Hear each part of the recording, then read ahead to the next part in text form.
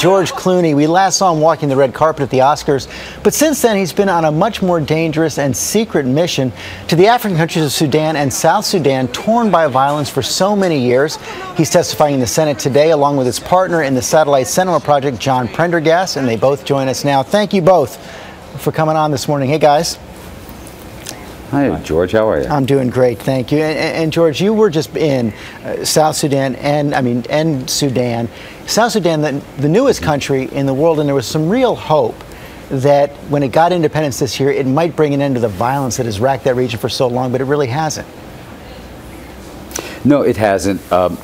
Much of the same actors. You know, there are three particular: Omar Bashir, Ahmed Haroun, and the Defense Minister Hussein, who have all been charged with war crimes for what they accomplished in Darfur, are now the exact same players who are bombing innocent civilians in the Nuba Mountains and attacked the people in Abyei. So it's the same people, the same actors continuing to do the same kind of violence. And I was just reading in the paper this morning, they also have some new weapons, these Chinese rockets. We're showing some footage now of your mission. Tell us a little bit more about what you saw and what you were able to do. Well, what we were trying to do was, we have a Sentinel project. Digital Globe was nice enough to give us these images and really donate a lot of money and time to catch these images. And we've been lucky enough in recent time to actually catch Antonovs dropping bombs on innocent civilians. It's a hard thing to do with the satellite to catch those images. We wanted to get on the ground to see specifically for ourselves and film for ourselves what was going on. We got a little closer than we thought we were going to. You know, we got in the middle of a rocket attack. And we got to a village that was hit a few hours before, and a lot of And we're actually showing it right now. You actually came upon an unexploded bomb that was right there in the middle of the village. Yeah. Yeah, we sort of walked into it. He was pointing in a direction, said, "You want to see the unexploded bomb?" And I thought it was further away, and then he just pulls this bush back, and there was a bomb, and you're kind of like, "Well, that's a bomb." So yeah, but that wasn't the main concern. The main concern is that there are an awful lot of innocent people who are just being victimized like crazy in the exact same way that we saw in the lead up to Darfur.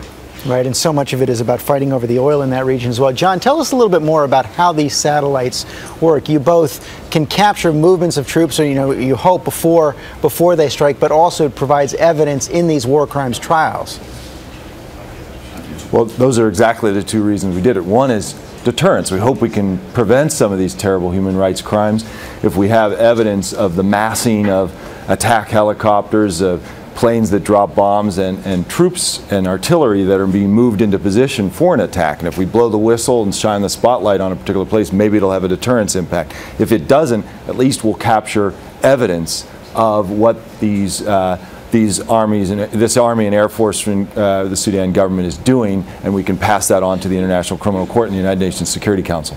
And there's so much more attention again, and we all hope helpful attention on this region, thanks to that remarkable video that sort of took off all around the world last week on KONY 2012. Joseph KONY, the head of the Lord's Resistance Army, has been a warlord who's just been abducting children for 20 years. But this 76 million views, at least, George, on YouTube last week. You were in the video and you said something pretty remarkable. You want him to be as famous as you or any other celebrity.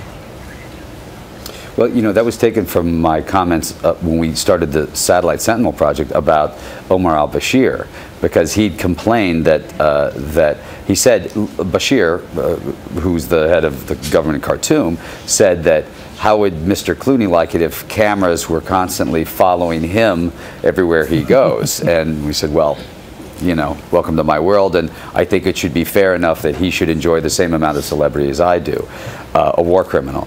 So that was taken from that. We were in the Sudan and didn't really see any of this going on, didn't know about it. And then we landed yesterday, got back, and the minute we got back, we were sort of hit with all these KONY questions. I'm very happy they're talking about him. He's a war criminal as well, but we were sort of surprised by it all. I think we were so surprised by how quickly it took off, and the kind of the magnitude all across the world. John, you've been working on these issues your entire adult career. Do you think this kind of attention really can make a difference? It's very, very helpful, because President Obama sent about 100 troops to the region to help build a strategy to try to capture Joseph KONY and end the Lord's Resistance Army. And so, you know, he needs a little political support in an election year. So now you have all these young people all across the United States who are captivated by the idea that the United States can help the African regional governments and the people on the front lines bring an end to this terrible atrocity.